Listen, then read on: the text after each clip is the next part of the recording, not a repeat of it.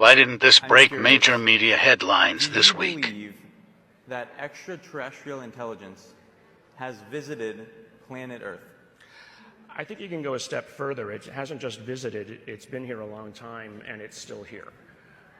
And it has basically, people talk about the wow signal, looking for extraterrestrial intelligence. The wow signal is that people see it on an almost regular basis. That's the communication that's already here. And that statement seems so incredible that it's tough to believe, right? Like, people hear that, and maybe a lot of people here hear that, and they don't believe it. And so I'm curious, if you had to assign a probability to that statement, that you believe extraterrestrial intelligence has visited this planet, what probability would you assign? 100%. And that's not just my opinion. I mean, look, the National Defense Appropriation Act, passed last year, signed by Biden in December.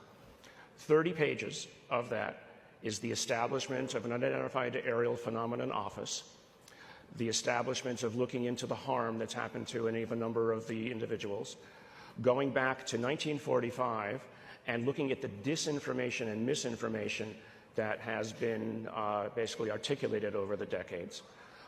12 U.S. senators have signed on to a document that basically says we want the information.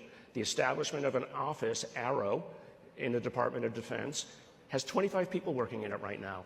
And what's their goal? Collecting the information across all of the U.S. Department of Defense intelligence offices, and collation of that into a uniform format for the very first time, and provision of that then to Congress, the creation of a whistleblowers program specifically that allows people from within, well, I'm going to say this, who've been working on the reverse engineering programs, reverse engineering of objects, so that they can come in and break their oaths, but it's specifically just to talk to Congress and give that information in classified settings. And that the most recent one that happened was just last weekend, and it created quite a hornet's nest in Washington. And so let's just create kind of like a logical framework here. So we start at the top. We say now there's 100% probability that extraterrestrial intelligence has visited Earth. Now we have to go down to why that statement may be true, why you believe that statement is true. What is the evidence? And I think perhaps we all may have to read between the lines a little bit here. You may not maybe divulge everything, but in your opinion, what do you believe to be the most compelling evidence to support that statement? Well, I think the most compelling evidence is you just need to look at what your government is doing right now about it. I mean, just go and look at the number of politicians, and this is interesting, on both sides of the aisle who have come together and signed off on this statement. I mean, I was involved last year with putting together some of the wording of the NDAA, which was passed into law.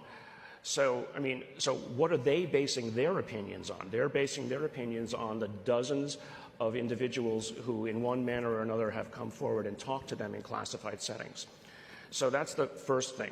Then my personal experiences with the individuals the one person who actually was involved with collecting a lot of that original information, and then my experience with people who, frankly, I know have worked or are working on the reverse engineering programs. Okay, so let's take one step back. Reverse engineering programs. Of downed craft. Now, the first question that people will ask is, well, if they're so frigging advanced, why